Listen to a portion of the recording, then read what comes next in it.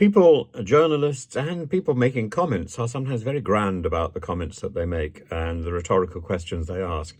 Have you ever been involved in a chase, in a car chase? Well, the answer is yes.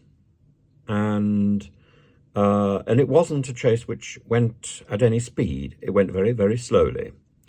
And I'm writing about it at the moment, so I don't see any reason why I shouldn't talk about it. My partner had been tortured in Greece, and because we decided to question the government and to demand the prosecution of the people who had done the torture, the Greek Navy sent paramilitaries round to my flat.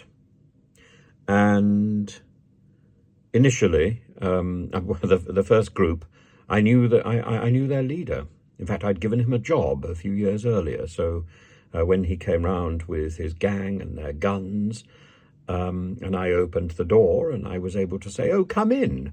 Would you like tea? Put your guns over there. Would you like milk?" And it was very Noel Coward, I suppose. Second time, we hid behind the door, which was rather silly because the door was simply wooden. They could have fired straight through the door.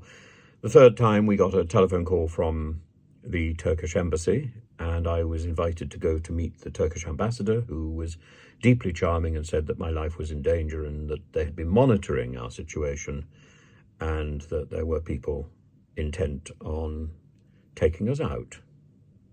The only option we had was to leave Greece that day, and we were told that we couldn't go by boat or plane because the ports and the airports were being watched.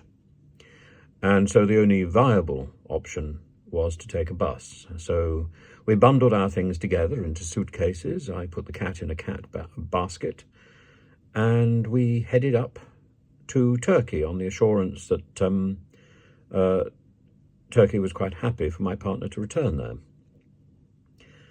And it was extremely scary. And we were stopped at the border, and I thought that was it. But by pure chance we got through, and bluster. And within a month we were in the UK. And I have to thank the British, the Irish, and the Turkish embassies for looking after us. And it was the first time I had seen the Foreign Office sort of actively engaged in an issue. And although I was fully aware that I was being looked after, I felt genuinely scared, and I was very much aware that we were being followed. And as I say, it certainly wasn't a speedy chase. There was no speedy chase at all. It was at a very, very slow rate, and that doesn't make it any the easier. Nor can one dismiss a chase which is slow as being not a chase.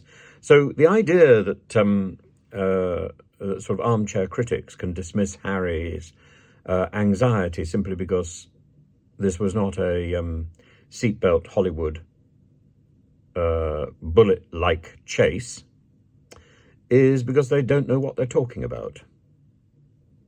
And having been held at gunpoint, having been in what effectively was a chase to the border, I think there are many, many interpretations of the idea of pursuit and many, many reasons for anxiety. And I think there's many interpretations that can be visited on Harry and Meghan's account. But there's no doubt in my mind that Harry was spooked by what happened to him and by the presence of paparazzi in such numbers, giving chase in some form. I think his own security probably added to the pressure rather than took the pressure away. Certainly if I were Prince Harry, I would fire the security because they made things worse rather than better. the job of security is simply not to be seen. And from that point of view, this is one of the reasons I congratulate the British Embassy, the Irish Embassy, and the Turkish Embassy for their help.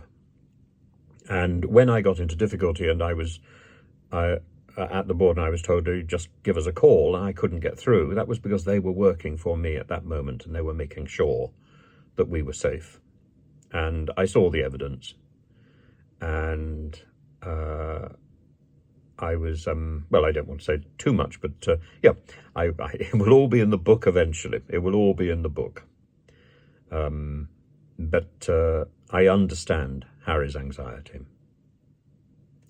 And I will fight ferociously to ensure that people who are in a position of vulnerability, like Harry, are given the protection and the support that they need. Like immigrants coming to this country. It's not their fault that they are immigrants.